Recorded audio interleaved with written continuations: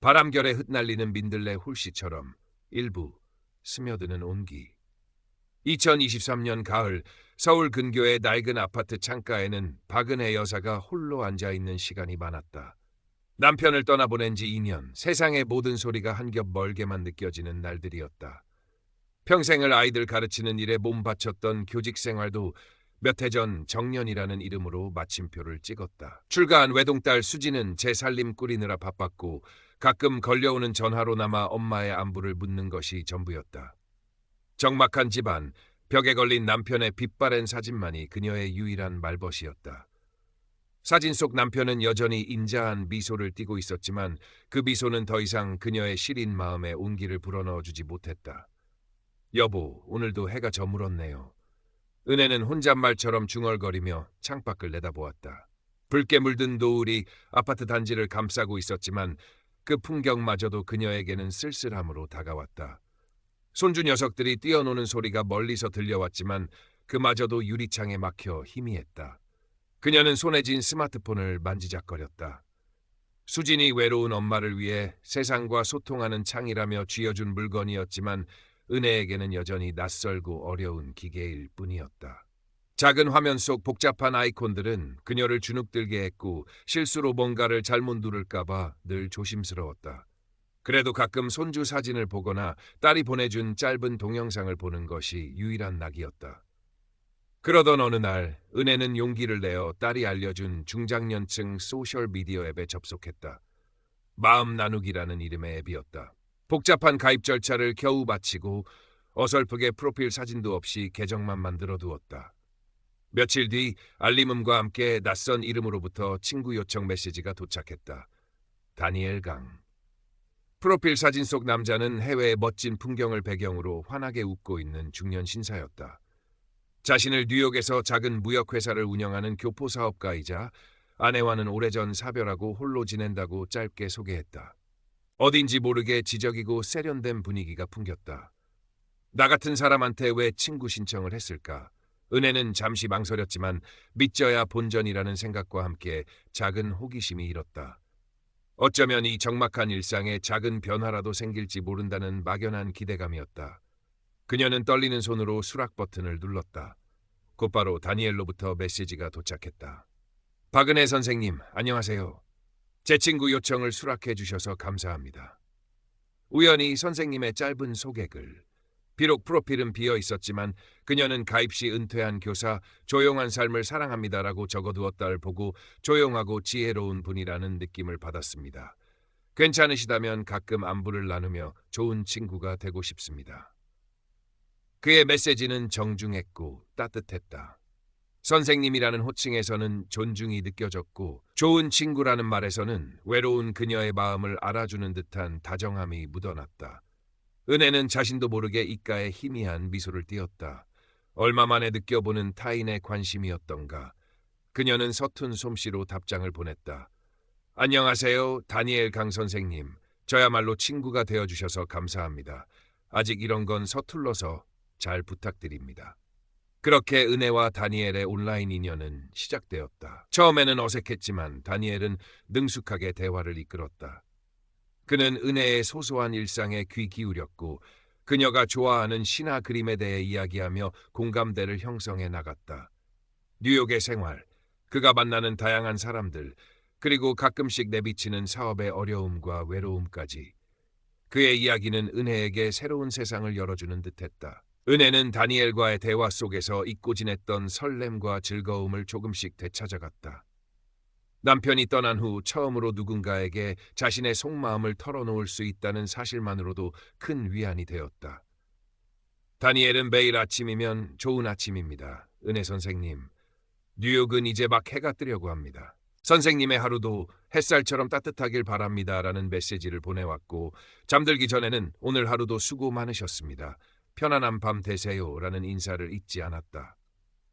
은혜는 그의 메시지를 기다리는 것이 하루의 중요한 일과가 되었다. 그의 프로필 사진 속 온화한 미소를 보며 실제로 그와 마주 앉아 담소를 나누는 상상을 하기도 했다. 어느 날 다니엘은 자신이 젊은 시절 좋아했던 클래식 음악이라며 유튜브 링크를 하나 보내왔다. 공교롭게도 그것은 은혜의 남편이 생전에 즐겨 듣던 곡이었다. 은혜는 그 음악을 들으며 하염없이 눈물을 흘렸다. 그리고 그 감정을 솔직하게 다니엘에게 털어놓았다. 이 음악, 제 남편이 참 좋아했던 곡이에요. 덕분에 오랜만에 남편 생각도 하고 마음껏 울었습니다. 고마워요, 다니엘 씨. 다니엘은 곧바로 답장을 보내왔다. 저런, 제가 오히려 슬픈 기억을 떠올리게 한 건 아닌지 모르겠습니다. 하지만 은혜 선생님, 슬픔은 그렇게 흘려보내는 것이라고 생각합니다.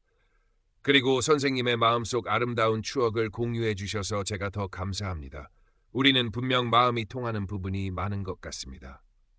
그의 위로는 진심처럼 느껴졌고 은혜는 그에게 더욱 깊은 유대감을 느꼈다. 마치 운명처럼 만난 인연이라는 생각마저 들었다. 그녀의 삶에 다니엘이라는 존재는 작지만 따뜻한 온기로 스며들고 있었다.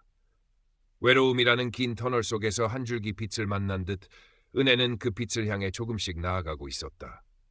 스마트폰 화면 속 작은 글자들이 만들어내는 세상이 그녀에게는 그 어떤 현실보다 더 다정하고 의미 있게 다가오기 시작한 것이다. 시간이 흐를수록 은혜는 다니엘에게 깊이 빠져들었다. 다니엘은 마치 그녀의 마음을 읽고 있는 듯 적절한 순간에 위로와 격려를 건넸다. 은혜가 무릎 관절염 때문에 병원에 다녀온 날에는 은혜 선생님, 건강이 최고입니다. 어서 빨리 쾌차하시길 뉴욕에서 간절히 기도하겠습니다. 라며 걱정했고 은혜가 딸 수진과 사소한 일로 다투고 속상해할 때면 자식 키우는 일이 어디 쉽겠습니까? 수진 씨도 다 선생님을 생각하는 마음에서 그런 것일 겁니다. 너무 속상해하지 마세요라며 그녀의 편을 들어주었다. 그는 자신이 겪는 소소한 일상도 은혜와 공유했다. 오늘은 센트럴파크를 산책했는데 단풍이 정말 아름다웠습니다. 선생님과 함께 이 길을 걸으면 얼마나 좋을까 생각했습니다. 새로운 사업 계약을 앞두고 있는데 잘 될 수 있도록 기도해 주세요. 은혜 선생님. 선생님의 응원이 제게는 큰 힘이 됩니다.와 같은 메시지들은 은혜로 하여금 자신이 그의 삶의 중요한 일부가 된 듯한 착각을 불러일으켰다. 어느덧 은혜의 생일이 다가왔다. 자식들도 가끔 잊어버리는 생일을 다니엘은 정확히 기억하고 있었다. 생일날 아침, 다니엘로부터 장문의 메시지와 함께 예쁜 케이크 사진이 도착했다. 사랑하는 은혜 선생님, 생신을 진심으로 축하드립니다. 비록 멀리 있지만 제 마음은 늘 선생님 곁에 있다는 것을 알아주셨으면 합니다. 이 케이크는 제가 선생님을 생각하며 고른 것입니다. 언젠가 꼭 함께 축하할 날이 오기를 바라며 오늘 하루 세상에서 가장 행복한 사람이 되시길 바랍니다. 은혜는 눈시울이 뜨거워졌다. 남편이 살아있을 때도 이렇게 감동적인 생일 축하를 받아본 기억이 까마득했다. 그녀는 딸에게 자랑하듯 다니엘이 보내준 케이크 사진을 보여주었다. 수지는 엄마, 이 사람 누구야? 요즘 엄마 핸드폰만 붙들고 사는 것 같더라라며 가볍게 물었지만 은혜는 그냥 좋은 친구야. 멀리 사는 사람인데 참 다정한 사람이야 라며 얼버무렸다. 딸에게 모든 것을 이야기하기에는 아직 쑥스러웠고 어쩌면 이 행복을 혼자만 간직하고 싶은 마음도 있었다. 그 무렵 다니엘은 은혜에게 작은 부탁을 하기 시작했다. 처음에는 은혜 선생님, 혹시 실례가 안 된다면 제 부탁 하나만 들어주실 수 있을까요? 제가 지금 한국으로 아주 작은 선물을 하나 보내려고 하는데 해외 송금 수수료가 생각보다 비싸네요. 혹시 선생님께서 대신 결제해 주시고 제가 나중에 한국에 가면 꼭 살해하겠습니다. 정말 얼마 안 되는 금액입니다. 한 5만 원 정도인데 라는 식이었다. 은혜는 조금도 망설이지 않았다.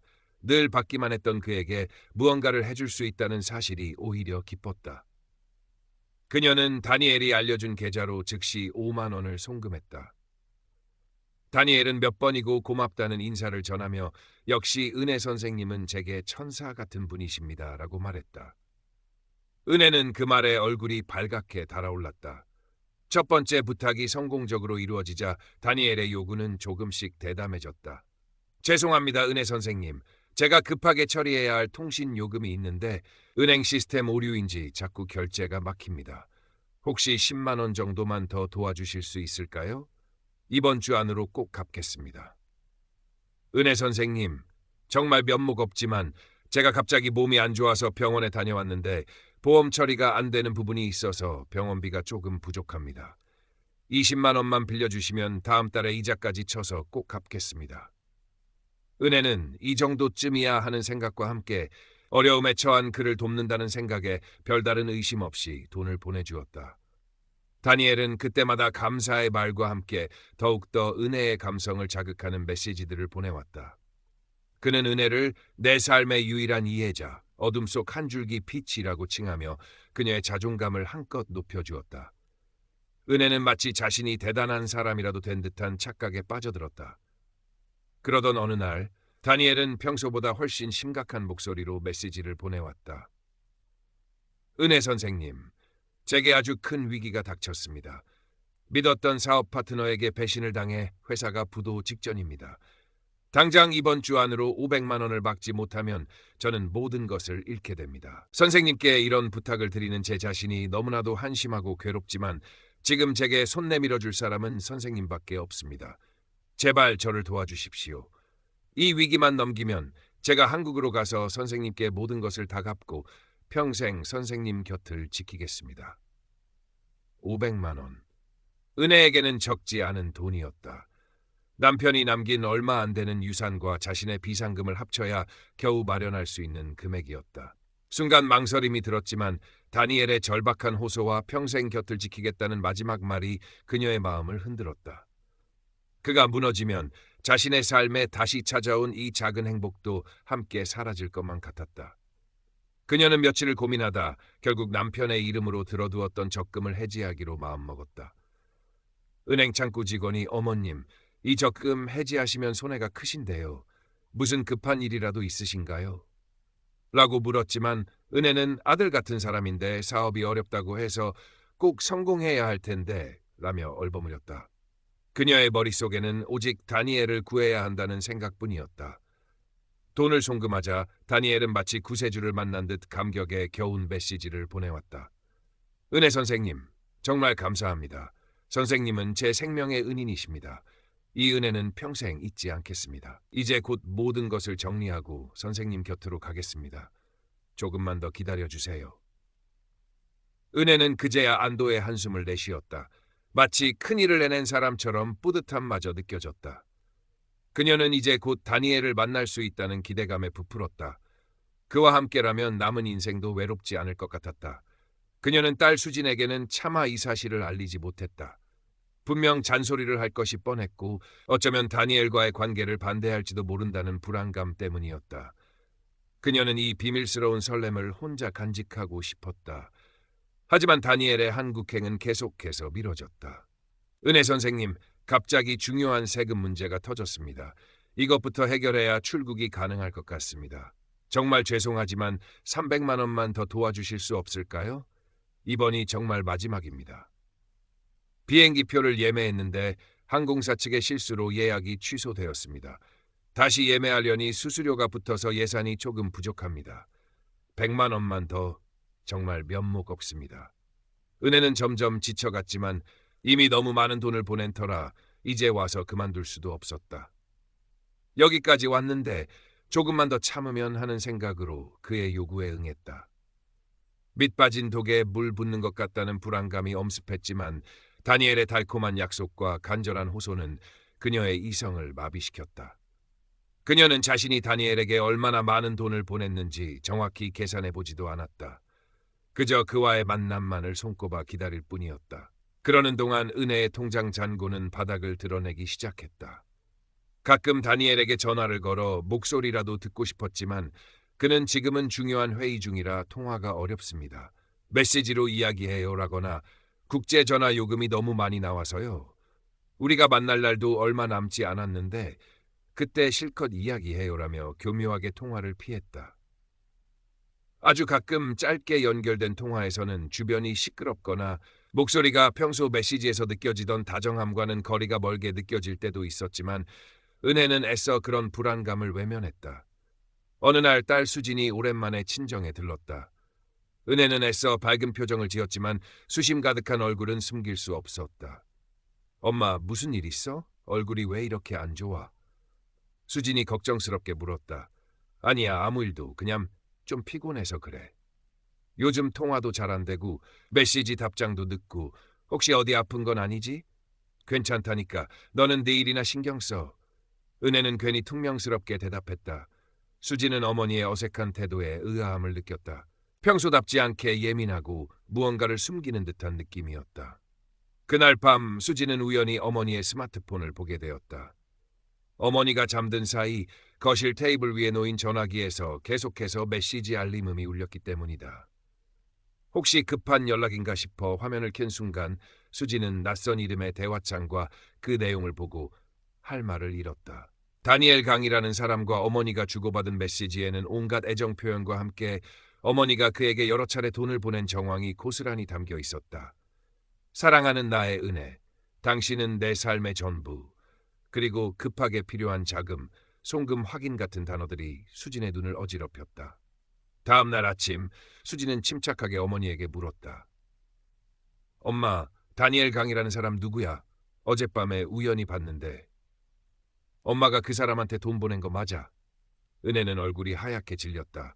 가장 숨기고 싶었던 비밀을 딸에게 들킨 것이다. 네가 그걸 어떻게? 엄마, 그 사람 혹시 인터넷에서 만난 사람이야? 엄마, 요즘 그런 사기 많대. 외국에 산다고 하면서 돈 요구하는 사람들, 그거 다 로맨스 스캠이라고. 수진의 목소리가 다급해졌다. 하지만 은혜는 딸의 말을 믿으려 하지 않았다. 아니야. 다니엘 씨는 그런 사람 아니야. 넌 아무것도 모르면서 함부로 말하지 마. 그는 날 진심으로 이해해주는 유일한 사람이라고.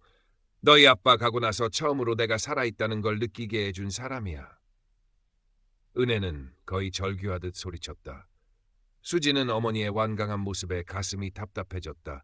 아무리 설명해도 어머니는 들으려 하지 않았다. 오히려 딸이 자신의 행복을 방해한다고 생각하는 듯했다. 엄마, 제발 정신 좀 차려. 세상에 그렇게 조건 없이 잘해주고 돈까지 요구하는 남자가 어디 있어. 엄마 외로운 건 알겠지만 이건 아니야. 네가 뭘 안다고 그래. 네가 내 외로움을 알아? 다니엘 씨는 나한테 한 번도 거짓말한 적 없어. 그는 곧 한국에 올 거야. 와서 나랑 같이 살 거라고 약속했어. 모녀 사이에는 깊은 고립회였다. 수지는 더 이상 말이 통하지 않는 어머니를 보며 깊은 절망감을 느꼈다. 은혜 역시 자신을 이해해주지 못하는 딸에게 서운함을 느꼈다. 그날 이후 수지는 인터넷에서 로맨스 스캠 사례들을 미친 듯이 검색하기 시작했다. 어머니를 어떻게든 그 수렁에서 구해내야 했다. 그녀는 다니엘 강의 프로필 사진을 확대해 유심히 살펴보았고 그의 사업체 정보나 신원에 대해 알아낼 수 있는 단서를 찾으려 애썼다. 하지만 그가 제공한 정보는 너무나도 빈약했고 모든 것이 베일에 쌓여 있었다. 한편 다니엘은 은혜에게 더욱 절박한 메시지를 보내왔다. 사랑하는 은혜, 이제 정말 모든 준비가 끝났습니다. 당신에게 갈 수 있는 마지막 관문만 남았습니다. 한국으로 완전히 귀국하기 위한 최종 정착 자금과 세금 처리에 필요한 돈이 조금 부족합니다. 이번에 1,500만 원 더 도와주시면 다음 주 비행기로 바로 당신에게 날아가겠습니다. 그리고 그때는 우리가 함께 살 집을 계약할 돈도 가지고 가겠습니다. 제 모든 것을 걸고 약속합니다. 이것이 정말 마지막 부탁입니다. 당신을 내 아내로 맞이하고 싶습니다. 1,500만 원. 은혜에게 남은 마지막 돈이었다. 집을 담보로 대출을 받지 않는 이상 마련할 수 없는 금액이었다. 그녀는 며칠 밤낮을 고민했다. 딸의 경고가 귓가에 맴돌았지만 다니엘의 달콤한 속삭임과 아내라는 말은 그녀의 마음을 송두리째 흔들었다. 만약 이번에도 돈을 보내지 않으면 그는 정말로 자신을 떠나버릴 것만 같았다. 이 모든 것이 물거품이 될지도 모른다는 두려움이 엄습했다. 그래, 마지막으로 한 번만 더 믿어보자. 그 사람은 날 배신하지 않을 거야. 은혜는 결국 마지막 남은 이성을 놓아버렸다. 그녀는 수진 몰래 은행에 가서 집을 담보로 대출 상담을 받기 시작했다. 그녀의 눈에는 오직 다니엘과의 행복한 미래만이 그려지고 있었다. Current Part Characters 4,000 Total Characters 1,997. 딸 수지는 어머니의 행동이 심상치 않음을 직감했다.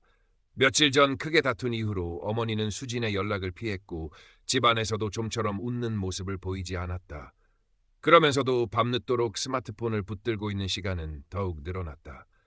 수지는 불안한 마음에 인터넷에서 본 로맨스 스캠 피해자 지원 단체에 익명으로 상담을 요청했다. 상담원은 수진의 이야기를 듣고는 전형적인 스캠 수법과 매우 유사하다며 가능한 한 빨리 어머니가 금전 거래를 하지 못하도록 막고 객관적인 증거를 확보하여 설득하는 것이 중요하다고 조언했다. 수지는 다니엘 강의 프로필 사진을 가지고 이미지 검색 사이트를 여러 곳 뒤지기 시작했다. 몇 시간의 사투 끝에 그녀는 마침내 결정적인 단서를 찾아냈다. 다니엘 강의 프로필 사진은 사실 몇 년 전 은퇴한 외국의 한 모델 사진이었고 다른 여러 사기 사건에서도 도용된 사례가 있었다. 심장이 쿵 내려앉는 것 같았다. 수지는 떨리는 손으로 그 증거들을 캡처하고 저장했다.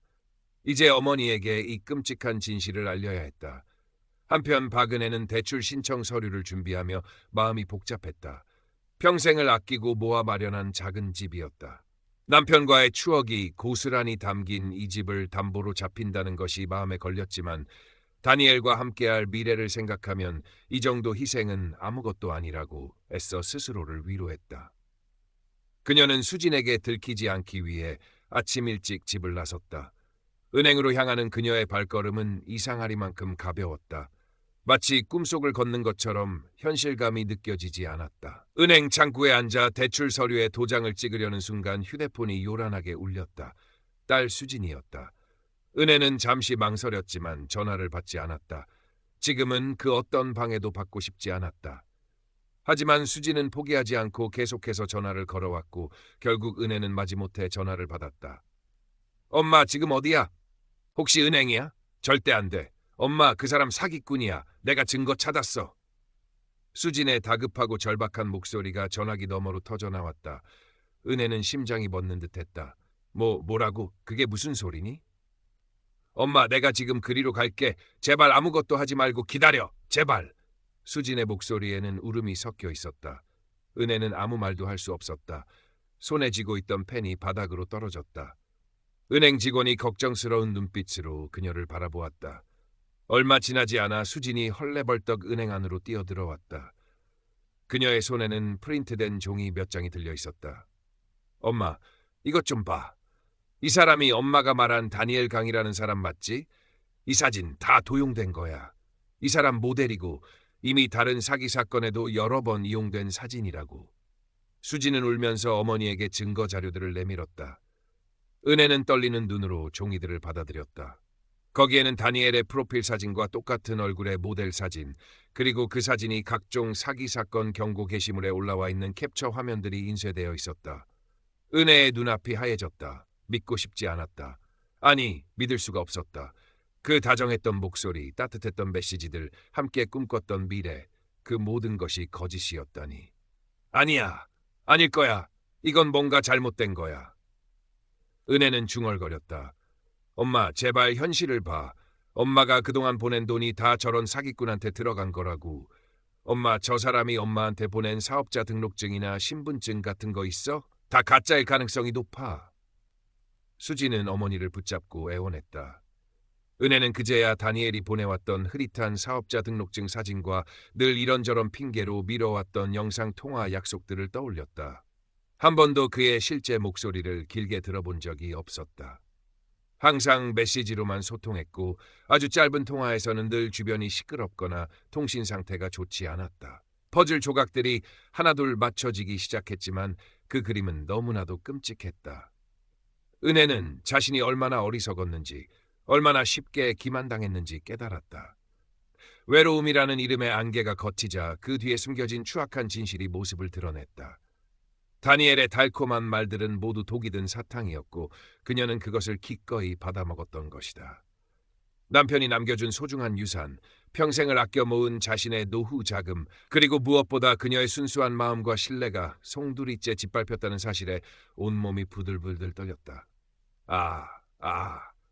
은혜는 더 이상 버티지 못하고 은행 바닥에 주저앉아 오열하기 시작했다.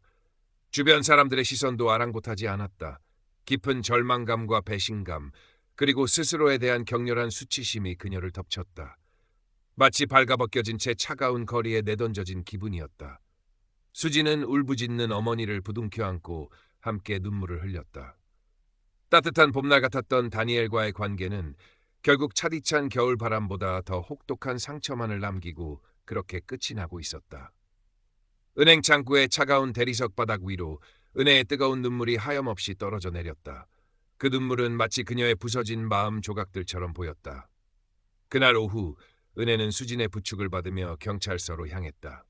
경찰서 민원실은 어수선했고 저마다의 사연을 안고 찾아온 사람들로 북적였다. 은혜는 초점 없는 눈으로 허공을 응시하며 딸의 손에 이끌려 담당 형사 앞으로 갔다. 젊은 최 형사는 두 사람을 맞이하며 자리에 앉기를 권했다. 어떤 일로 오셨습니까? 최 형사가 차분한 목소리로 물었다. 수진이 대신 입을 열었다. 저희 어머니께서 온라인 로맨스 스캠을 당하신 것 같습니다. 최 형사는 익숙하다는 듯 고개를 끄덕이며 박은혜를 바라보았다. 은혜는 고개를 숙인 채 아무 말도 하지 못했다. 수치심과 자괴감에 목이 메어왔다. 자신의 어리석음을 만천하에 드러내는 것 같아 죽고 싶은 심정이었다. 어머님, 힘드시겠지만 자세히 말씀해 주셔야 저희가 도움을 드릴 수 있습니다. 언제부터 어떤 방식으로 연락을 주고받으셨고 금전적인 피해는 어느 정도이신가요? 최 형사의 질문에 은혜는 겨우 입을 떼어 더듬더듬 사건의 전말을 이야기하기 시작했다.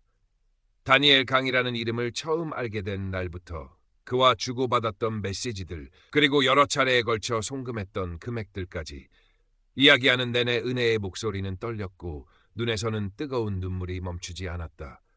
수지는 어머니의 어깨를 감싸 안으며 함께 울먹였다. 최 형사는 묵묵히 은혜의 진술을 들으며 꼼꼼하게 기록했다. 그가 다루었던 수많은 로맨스 스캠 사건들과 크게 다르지 않은 패턴이었다. 외로운 노년층을 대상으로 감성적인 접근을 통해 신뢰를 쌓은 뒤 다양한 명목으로 돈을 요구하는 수법. 그는 안타까운 눈빛으로 은혜를 바라보았다. 어머님께서 송금하신 계좌 정보나 그 사람과 연락했던 휴대폰 번호, 소셜미디어 계정 정보 같은 것들을 알 수 있을까요? 수진이 미리 준비해온 자료들을 최 형사에게 건넸다.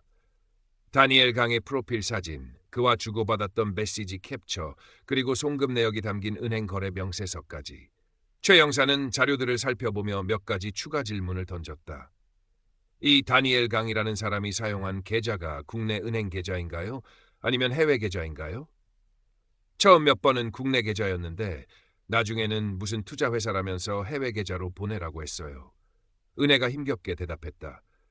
혹시 그 사람의 실제 목소리를 들어보신 적은 있으신가요? 영상통화 같은 것을 해보셨는지요? 영상통화는 몇 번 하자고 했는데 그때마다 바쁘다고 하거나 인터넷 상태가 안 좋다고 하면서 피했어요. 전화통화는 아주 짧게 몇 번 했는데 지금 생각해보니 목소리가 좀 이상했던 것 같기도 하고. 최 형사는 한숨을 내쉬었다. 전형적인 대포 통장과 해외 자금 세탁의 가능성이 높아 보였다. 범인을 특정하고 피해 금액을 회수하는 것이 쉽지 않을 것이라는 예감이 들었다. 일단 어머님 진술과 제출해 주신 자료를 바탕으로 정식으로 사건을 접수하고 수사를 진행하겠습니다. 하지만 솔직히 말씀드리면 이런 종류의 온라인 사기는 범인들이 해외에 거점을 두고 활동하는 경우가 많고 대포 통장이나 암호화폐 등을 이용해 자금을 세탁하기 때문에 추적이 매우 어렵습니다. 피해 금액을 전액 회수하는 것은 현실적으로 어려울 수 있다는 점을 미리 말씀드립니다. 최 형사의 말은 비수처럼 은혜의 가슴에 꽂혔다. 마지막 남은 희망마저 사라지는 듯했다. 그녀는 허탈한 웃음을 지었다. 평생을 정직하게 살아온 대가가 이런 것인가. 노년의 외로움이 불러온 대가가 너무나도 참혹했다. 경찰서에서 나온 은혜는 넋 나간 사람처럼 길을 걸었다. 수지는 그런 어머니의 모습이 너무나도 안쓰러워 차마 아무 말도 건네지 못했다. 집으로 돌아온 은혜는 자신의 방 침대에 쓰러지듯 누웠다. 천장의 무늬가 빙글빙글 도는 것 같았다. 남편의 사진이 걸린 벽 쪽으로는 차마 고개를 돌릴 수 없었다. 면목이 없었다. 그리고 견딜 수 없이 외로웠다. 그 외로움을 파고들었던 다니엘의 따뜻한 말들이 이제는 역겨운 거짓으로 느껴졌지만 동시에 그 온기가 그리워지는 자신이 한심하고 비참했다. 며칠 동안 은혜는 식음을 전폐하고 방 안에만 틀어박혀 지냈다. 깊은 우울증과 대인기피증 증세를 보였다. 수지는 직장에 휴가를 내고 어머니 곁을 지켰지만 좀처럼 어머니의 마음은 열리지 않았다. 밤이면 악몽에 시달렸고 낮에는 멍하니 창밖만 바라보았다. 다니엘에게 보냈던 돈, 그리고 그와 함께 사라져버린 자신의 꿈과 희망이 그녀를 짓눌렀다. 차라리 그때 죽어버렸으면 하는 극단적인 생각마저 들었다. 수지는 더 이상 어머니를 혼자 둘 수 없다고 판단하고 심리상담센터에 도움을 요청했다. 처음에는 상담 자체를 거부하던 은혜였지만 딸의 간곡한 설득과 눈물에 마지못해 상담을 받기 시작했다. 상담사는 은혜의 이야기를 묵묵히 들어주며 그녀의 아픔에 공감해 주었고 그녀가 느끼는 수치심과 죄책감이 결코 그녀만의 잘못이 아니라고 다독여 주었다. 어머님은 사기를 당하신 피해자이십니다. 결코 스스로를 자책하거나 부끄러워하실 필요 없습니다. 그들은 어머님의 순수한 마음과 외로움을 악용한 나쁜 사람들일 뿐입니다. 지금부터라도 천천히 마음을 추스르고 앞으로 나아갈 힘을 찾으셔야 합니다. 상담사의 따뜻한 말에 은혜는 꽁꽁 얼어붙었던 마음이 조금씩 녹아내리는 것을 느꼈다. 어쩌면 아주 조금은 다시 시작할 수 있을지도 모른다는 작은 희망의 불씨가 그녀의 가슴 속에서 가물거리기 시작했다. 물론 그 불씨가 다시 활활 타오르기까지는 아주 오랜 시간이 필요할 것이었다. 하지만 적어도 꺼지지 않고 살아있다는 것, 그것만으로도 작은 위안이 되었다. 시간이 약이라는 말처럼 더디지만 은혜의 상처는 조금씩 아물어갔다. 물론 하루아침에 모든 것이 괜찮아진 것은 아니었다. 밤마다 찾아오는 악몽과 불현듯 엄습하는 우울감은 여전했지만 적어도 삶을 포기하고 싶다는 극단적인 생각은 점차 잦아들었다. 수지는 지극정성이었다. 매일 어머니를 찾아와 함께 산책을 하고 맛있는 음식을 만들어주며 말벗이 되어주었다. 이전에는 바쁘다는 핑계로 소홀했던 어머니와의 관계가 이 아픈 사건을 계기로 오히려 더욱 돈독해진 것이다. 어느 주말 수지는 은혜를 데리고 근교의 수목원으로 나들이를 갔다. 오랜만에 맡는 흙냄새와 풀내음 그리고 따사로운 햇살에 은혜에 굳었던 표정이 조금은 부드러워졌다. 엄마, 저기 봐. 민들레 홀씨가 바람에 날리네. 수진이 손가락으로 하늘을 가리켰다. 하얀 솜털 같은 민들레 홀씨들이 바람을 타고 자유롭게 하늘을 유영하고 있었다. 은혜는 한참 동안 그 모습을 바라보았다. 마치 자신의 처지와 비슷하다는 생각이 들었다. 예기치 않은 바람에 속절없이 날아가 버린 돈, 그리고 부서진 마음. 하지만 저 홀씨들은 어딘가에 떨어져 다시 새로운 생명을 피워내겠지. 그래, 다 끝난 건 아닐지도 모르겠다. 은혜는 나지막이 중얼거렸다. 수지는 그런 어머니의 옆모습을 가만히 바라보았다. 어머니의 눈가에는 여전히 슬픔이 어려 있었지만 그 안에 아주 작은 희망의 빛이 반짝이는 것을 느낄 수 있었다. 몇 달 후 최 형사로부터 연락이 왔다. 다니엘강 행세를 했던 스캐머, 본명 강민준이 검거되었다는 소식이었다. 그는 박은혜 외에도 여러 명의 중년 여성들을 상대로 비슷한 수법의 사기를 쳐왔고 피해액은 수억 원에 달했다. 하지만 그가 빼돌린 돈은 이미 대부분 해외로 빠져나가거나 유흥비로 탕진되어 피해자들이 돌려받을 수 있는 금액은 거의 없다는 안타까운 소식도 함께 전해졌다. 은혜는 담담하게 그 소식을 들었다. 물론 돈을 돌려받을 수 없다는 사실은 아쉬웠지만 그보다는 그가 법의 심판을 받게 되었다는 사실에 더 큰 의미를 두기로 했다. 더 이상 그 악몽 같은 이름에 얽매이고 싶지 않았다. 그래도 잡혔다니 다행이구나. 은혜는 수진에게 말했다. 다른 사람들은 더 이상 나 같은 아픔을 겪지 않아야 할 텐데. 그녀의 말에는 자신과 같은 피해자가 더 이상 생기지 않기를 바라는 진심이 담겨 있었다. 그 사건 이후 은혜는 세상을 보는 눈이 달라졌다. 사람을 믿는 것이 얼마나 어려운 일인지, 그리고 온라인 세상이 얼마나 위험할 수 있는지를 뼈저리게 깨달았다. 하지만 동시에 절망 속에서도 손 내밀어주는 가족의 소중함과 따뜻한 위로의 힘 또한 알게 되었다. 수지는 어머니를 위해 작은 화분 몇 개를 사왔다. 함께 흙을 갈고 씨앗을 심으며 은혜는 오랜만에 흙냄새를 맡고 손으로 무언가를 돌보는 기쁨을 느꼈다. 작은 새싹이 돋아나고 꽃이 피는 과정을 지켜보면서 그녀의 마음에도 조금씩 생기가 돌기 시작했다. 아직은 서툴지만 스마트폰으로 식물 키우는 정보를 검색해보기도 하고 딸과 함께 원예 관련 유튜브 영상을 보기도 했다. 어느 날 수지는 조심스럽게 어머니에게 로맨스 스캠 피해자들을 위한 자조 모임이 있다는 이야기를 꺼냈다. 처음에는 망설이던 은혜였지만 딸의 격려와 혼자 끙끙 앓는 것보다 비슷한 아픔을 가진 사람들과 이야기를 나누는 것이 도움이 될 수도 있다는 상담사의 조언에 용기를 내어 모임에 나가보기로 했다. 모임에는 은혜와 비슷한 연배의 여성들이 대부분이었다. 저마다 다른 사연을 가지고 있었지만 그들이 겪은 아픔과 상실감은 너무나도 닮아 있었다. 처음에는 자신의 이야기를 꺼내기가 부끄럽고 두려웠지만 서로의 이야기에 귀 기울이고 공감하며 눈물 흘리는 과정 속에서 은혜는 큰 위로를 받았다. 나만 이런 일을 당한 것이 아니구나. 나만 바보 같았던 것이 아니구나. 하는 생각은 그녀를 짓누르던 무거운 죄책감과 수치심을 조금이나마 덜어주었다. 모임에서 은혜는 새로운 친구들을 사귀었다. 함께 등산을 가기도 하고 맛집을 찾아다니기도 하며 소소한 일상을 공유했다. 물론 마음 한구석의 상처가 완전히 사라진 것은 아니었다.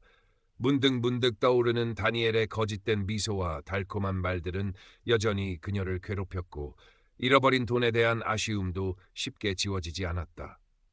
하지만 이제는 그 아픔에 함몰되지 않고 그것을 자신의 일부로 받아들이며 살아갈 힘을 얻고 있었다. 어느덧 시간이 흘러 다시 가을이 찾아왔다. 은혜는 딸 수진 그리고 손주들과 함께 집 근처 공원으로 단풍 구경을 나섰다.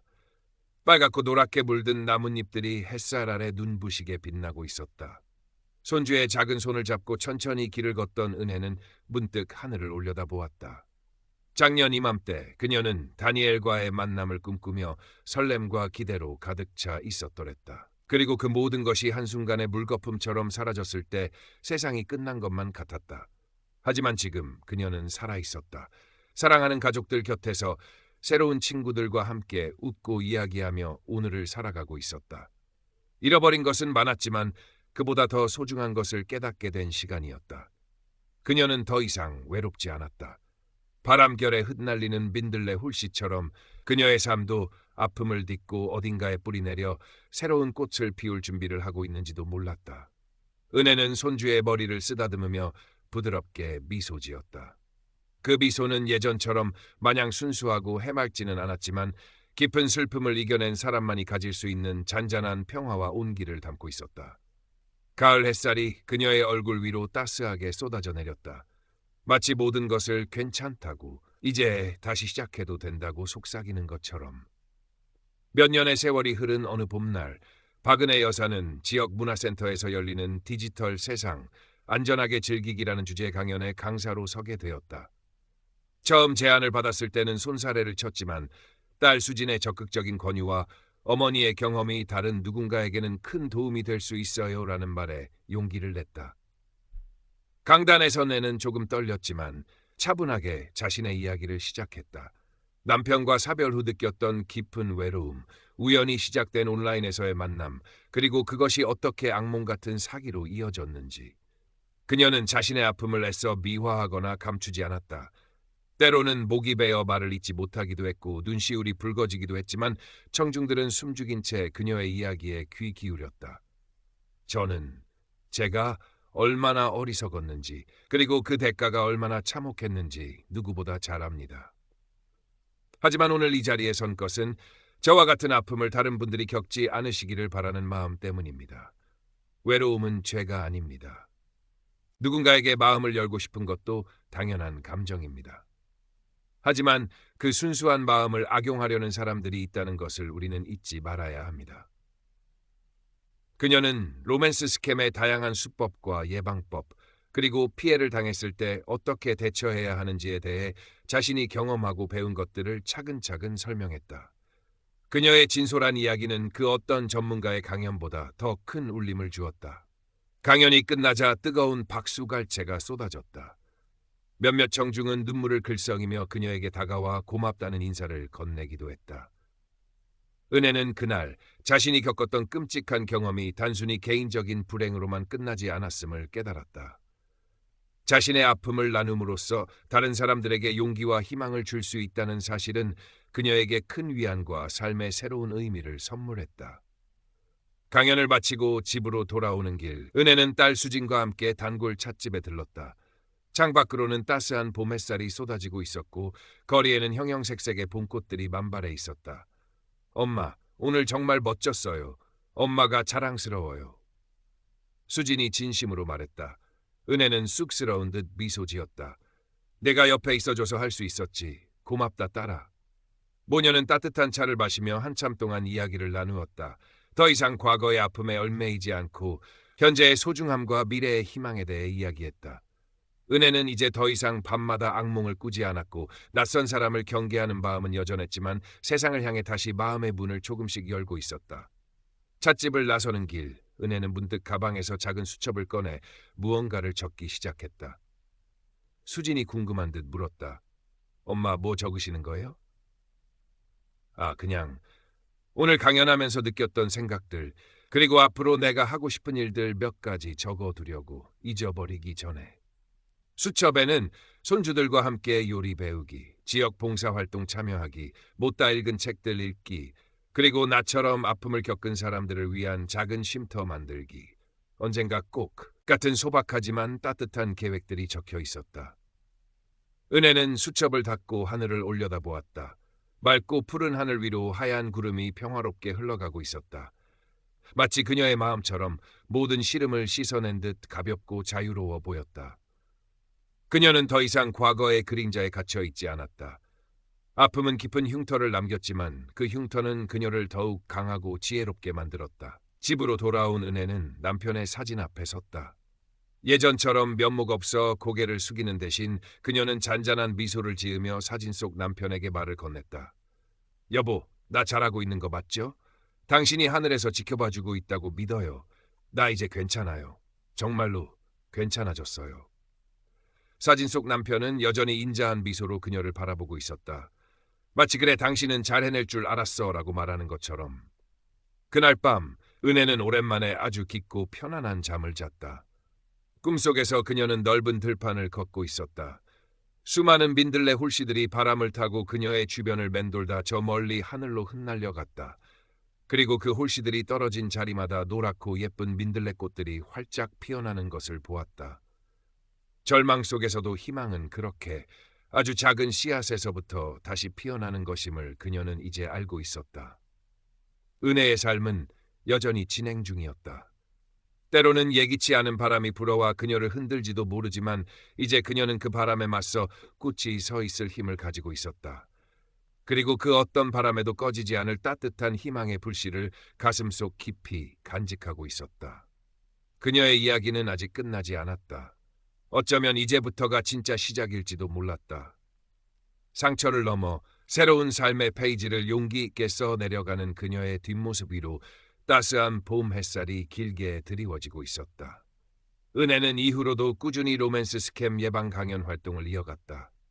처음에는 작은 규모의 지역 주민센터에서 시작했지만 그녀의 진솔한 경험담과 설득력 있는 강연 내용이 입소문을 타면서 점차 더 많은 곳에서 초청을 받게 되었다. 방송국에서 인터뷰 요청이 들어오기도 했고 신문이나 잡지에 그녀의 이야기가 소개되기도 했다. 은혜는 유명해지고 싶은 마음은 추호도 없었지만 자신의 경험이 단 한 명에게라도 도움이 될 수 있다면 기꺼이 나서기로 마음먹었다. 그녀의 강연은 딱딱한 정보 전달이 아니었다. 자신의 아픔과 부끄러움을 솔직하게 드러내면서도 유머를 잃지 않으려 노력했고 무엇보다 피해자들의 마음을 깊이 공감하고 위로하는 데 중점을 두었다. 그녀는 강연 말미에 항상 이렇게 말했다. 여러분, 혹시 지금 누군가에게 마음을 주고 있는데 조금이라도 이상한 점이 느껴진다면 혼자 고민하지 마세요. 주변 사람들에게 혹은 전문가에게 꼭 이야기하세요. 부끄러운 일이 아닙니다. 여러분의 잘못이 아닙니다. 그리고 만약 이미 아픔을 겪으셨다면 절대로 스스로를 포기하지 마세요. 저처럼 평범한 할머니도 이렇게 다시 일어섰습니다. 여러분도 할 수 있습니다. 우리는 혼자가 아닙니다. 그녀의 말에 많은 사람들이 눈물을 흘렸고 용기를 얻었다. 강연이 끝나면 은혜에게 다가와 손을 잡고 고마움을 전하는 사람들이 끊이지 않았다. 그럴 때마다 은혜는 자신이 하는 일에 큰 보람을 느꼈고 과거의 아픔이 오히려 다른 사람을 도울 수 있는 힘이 되었다는 사실에 감사했다. 딸 수지는 그런 어머니의 가장 든든한 지원군이었다. 강연 자료를 함께 준비하고 운전을 해서 어머니를 모셔다 드리기도 하며 물심양면으로 도왔다. 손주들도 할머니의 활동을 자랑스러워했다. 온 가족이 한마음으로 은혜를 응원했고 이는 그녀에게 큰 힘이 되었다. 물론 은혜의 마음속 깊은 곳에는 여전히 그날의 상처가 희미하게 남아 있었다. 가끔 밤늦도록 잠 못 이루는 날이면 다니엘 강의 거짓된 속삭임과 자신의 어리석었던 행동들이 떠올라 가슴이 아팠다. 하지만 이제는 그 아픔에 휘둘리지 않았다. 오히려 그 기억을 반면교사 삼아 다른 사람들에게 더욱 진심으로 다가가려 노력했다. 어느 날 은혜는 자신이 활동하는 로맨스 스캠 피해자 지원단체에서 한 통의 편지를 받았다. 얼마 전 자신의 강연을 들었던 한 여성이 보낸 편지였다. 박은혜 선생님께 선생님의 강연을 듣고 큰 용기를 얻었습니다. 저도 얼마 전 비슷한 사기를 당해 모든 것을 잃었다고 생각했습니다. 매일 밤 죽고 싶다는 생각만 하며 지냈는데 선생님의 말씀을 듣고 다시 살아갈 힘을 얻었습니다. 선생님께서 우리는 혼자가 아니다라고 말씀하셨을 때 정말 큰 위로를 받았습니다. 저도 이제 선생님처럼 아픔을 이겨내고 다른 사람들에게 희망을 주는 사람이 되고 싶습니다. 진심으로 감사드립니다. 은혜는 편지를 읽으며 조용히 눈물을 흘렸다. 그 눈물은 더 이상 슬픔이나 후회의 눈물이 아니었다. 감격과 감사의 눈물이었고 누군가의 삶에 작은 빛이 되어주었다는 뿌듯함의 눈물이었다. 그녀는 그 편지를 소중히 간직하며 앞으로도 계속해서 이 일을 해나가야겠다고 다짐했다. 그녀가 꿈꿨던 피해자들을 위한 작은 쉼터는 아직 현실이 되지 못했지만 은혜는 조급해하지 않았다. 언젠가는 꼭 이루어질 것이라고 믿었다. 지금은 자신이 할 수 있는 작은 일부터 꾸준히 해나가는 것이 중요하다고 생각했다. 그녀는 오늘도 누군가의 아픔에 귀 기울이고 따뜻한 위로의 말을 건네기 위해 강연장으로 향한다. 그녀의 발걸음은 예전처럼 가볍지만은 않지만 그 안에는 세상의 어떤 무게보다 더 값진 진심과 사랑이 담겨 있었다. 봄날의 햇살 아래 그녀의 희끗희끗한 머리카락이 부드럽게 흩날렸다. 마치 수많은 시련을 이겨내고 다시 피어난 민들레처럼 그녀의 삶은 조용하지만 강인한 아름다움으로 빛나고 있었다. 그녀의 이야기는 여전히 계속되고 있었고 그 이야기는 절망 속에서 피어나는 희망의 노래처럼 세상의 잔잔한 울림을 전하고 있었다. 그녀는 더 이상 외로운 섬이 아니었다. 수많은 마음들과 연결되어 서로에게 힘이 되어주는 따뜻한 공동체의 일원이었다. 그리고 그것이야말로 그녀가 그토록 찾아 헤매던 진정한 위안이자 행복이었다. 바람이 불어와 그녀의 뺨을 부드럽게 스쳐 지나갔다. 마치 잘 해냈다고 앞으로도 잘 해낼 것이라고 속삭이는 듯했다. 은혜는 살며시 미소 지었다. 그 미소는 세상에서 가장 아름다운 꽃보다 더 환하게 빛나고 있었다. 세월은 강물처럼 흘러 은혜의 얼굴에는 주름이 더욱 깊어졌지만 그녀의 눈빛은 그 어느 때보다 온화하고 지혜로 가득 차 있었다. 그녀는 여전히 강연 활동을 멈추지 않았고 이제는 제법 전국적으로 알려진 로맨스 스캠 예방 전문가가 되어 있었다.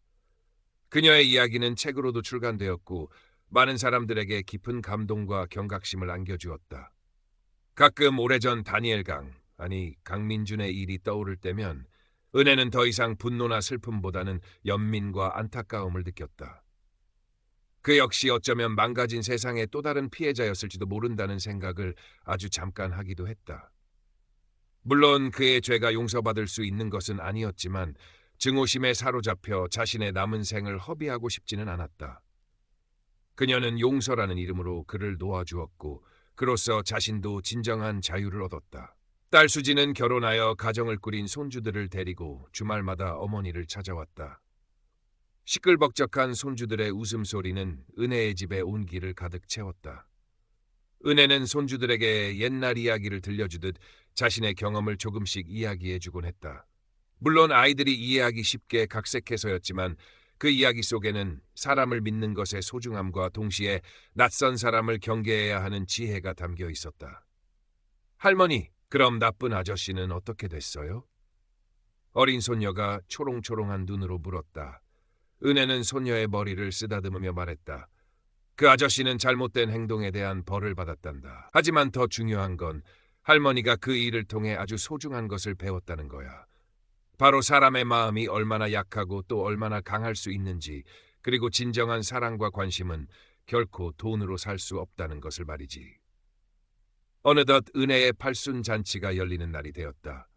많은 친척과 지인들, 그리고 그녀의 강연을 통해 인연을 맺은 사람들이 잔치에 참석하여 그녀의 건강과 행복을 기원했다. 수지는 어머니를 위해 특별한 영상을 준비했다. 영상에는 은혜가 지난 몇 년